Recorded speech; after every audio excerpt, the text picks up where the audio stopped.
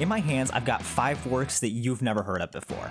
3 weeks ago, I put out a call on the YouTube community page asking for subscribers to submit their own work. Because while I love talking about roller skating accidents and Bono, I felt it was time that we finally highlighted viewer work. So this first submission is from Leo Photos, and it's for a musical called San.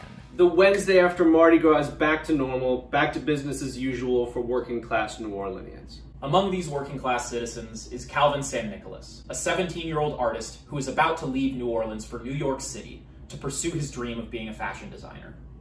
It can't be that difficult Yesterday you were a poor boy.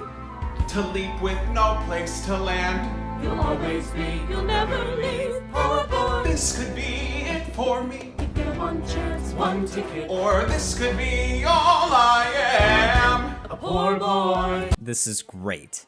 It's that whole Walt Disney picking up a briefcase and going to California thing and changing the world. So instantly, I'm invested in following San and following his journey. But then something happens where I audibly went, oh no.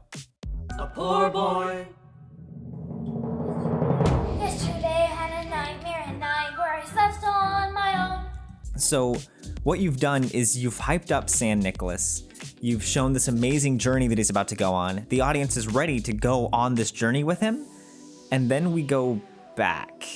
And you two are in a very interesting position where nobody knows who San is.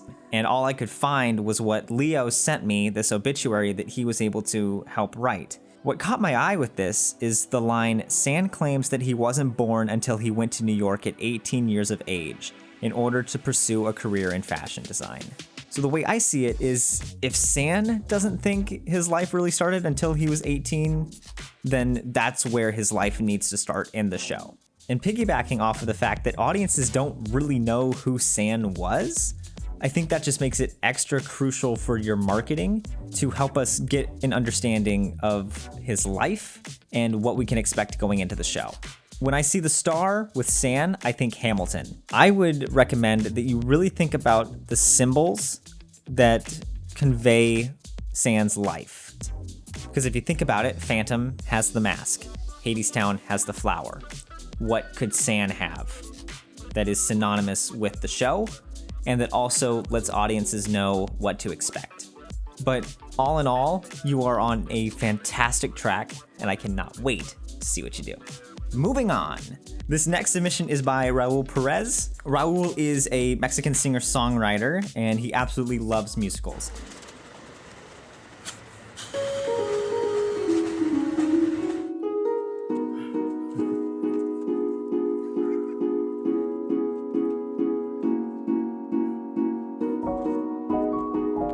You see, so already you can just tell that this is just one of the sweetest people on the planet. Puedo disfrutar la soledad y el silencio a veces no está mal, pero no sé si aguante el verano ensamado, atrapado, enguasado y sin nada más que hacer.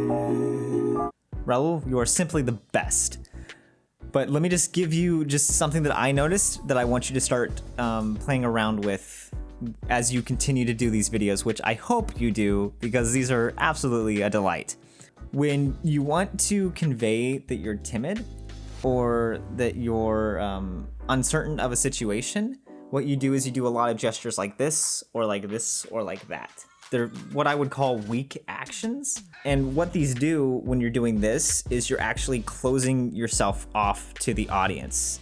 So what that gesture looks like that isn't this or this, that's a little bit more open, I don't know what it is. And that's up to you to figure out. I just give the feedback here. I think the only real feedback I would give you on top of this is I would encourage you to start playing around with your editing and with the frequency and length of your shots. In addition to this being you singing the song, it's also kind of a tour of your hometown. So what I would have liked to have seen at the beginning is what if you did that same type of shot where you're walking straight down the street and you stay constant, but the environment changes around you. So it could be you're walking down this street, then you're walking by a street by that gazebo, then you're walking down a street by that lake. I think that would just be something fun to play around with. But again, thank you so much for sending this in and just absolutely making me smile. You are fantastic. And next is this monologue by Cesario, who they've been a patron for a while. They also were involved in a couple focus groups, but Cesario is awesome, and I'm so happy to see that you submitted something. So this is a long-form monologue called Bones, which they wrote, and it discusses being trans in a unique way that I don't think is often seen on stage. But what I really want to focus on with this monologue is the beginning and roping people in and getting them invested in the actual monologue itself. They never explained this bit. Yeah, the part before dead asleep and awake after surgery. It's funny because, like, this is a generally harmless surgery, right? And yet people acted like I was dying. Anyway, I figured why not make a joke of it, you know? So I had all my friends come over last week and we held a funeral for my tits. The cake, oh man, the cake. I invited everyone, but Mom didn't want to come. So I'm gonna propose something here. And again, you can take this or you can leave it. But while I love the opening, I think it's detracting from the overall poetic structure of the monologue. And it's kind of missing that hook of, here's the monologue, you're in it. So I would say instead of, the part before dead asleep and awake after surgery, I would actually cut all of that. And I think what's more engaging and what would get my interest immediately in this is if instead you started it at, I had all my friends come over last week and we held a funeral for my tits. And have that be the first line. Because instantly I'm thinking, well, that's not what I thought this was gonna be at all, and tell me more. And then going back here to down here at the ending where you talk about waking up from that space in between dead asleep and awake, I think that this moment will be elevated even more if the audience doesn't know that that's where this whole mindset is taking place in, and they can connect the dots near the end. But I want you to remember that this is absolutely gorgeous, and really all you need to do is just tighten a few places up and do not undersell the importance of what you're saying. I'm gonna hit you up in the Patreon too, because I want to discuss this more, because I really, really liked it. And then next up from Andrea, we have a song called Miracle from a new environmental educational musical for kids. The birds in the air and the plants in the ground, the crazy, incredible fact, life has found a way. First off, I know you tried to undersell your work as a puppeteer, but you were doing a great job.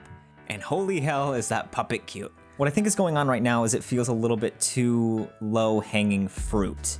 Think of it in the terms of part of your world from Little Mermaid, where yes, Ariel is listing off these pretty mundane things like a fork, but what gives those objects weight is the understanding and the importance that's placed behind them and how they serve the story. And what I think a good place to start with this is, in finding the importance behind them, is take those objects like the birds and the plants, but when you're describing them, be super specific about where they are in the world. So for example, instead of talking about these plants, what if you said something specific like the little grass patches that grow up around stop signs? It's something that we all can relate to, that we all know, but there's also potentially a deeper meaning there. But it is definitely on the right track. I think it is so adorable, and you need to give yourself more credit with the puppet work because it's great. And the song's really pretty too. And then next up, we have a piece by Jace Clark called It's Only Love. And for this bit, we're gonna transport over to my work desk.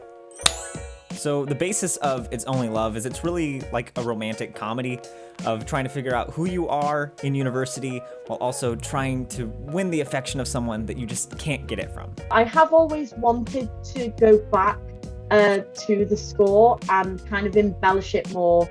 You never know, it could get me inspired again, because to be perfectly honest with you, since I started this full-time job, I've actually haven't been able to write any music. So for this one, we're gonna actually focus in on the song. So give me one wish on a star and send it to me What do you think Chloe would be if she was an instrument? This is Kara Lee. She's an absolutely fantastic composer, singer, and songwriter. When it came to who I thought could take this to the next level, she was the only person I could think of. When I was talking with Jace, they said that the character Chloe, who's the first one introduced, Chloe's somebody who is pretty introverted, not super confident, and just having a hard time doing what she wants in her life. And this is what it sounds like now. So give me one wish on a star and send it to me fast. 'Cause I believe that love is salvation, and I pray that it can last.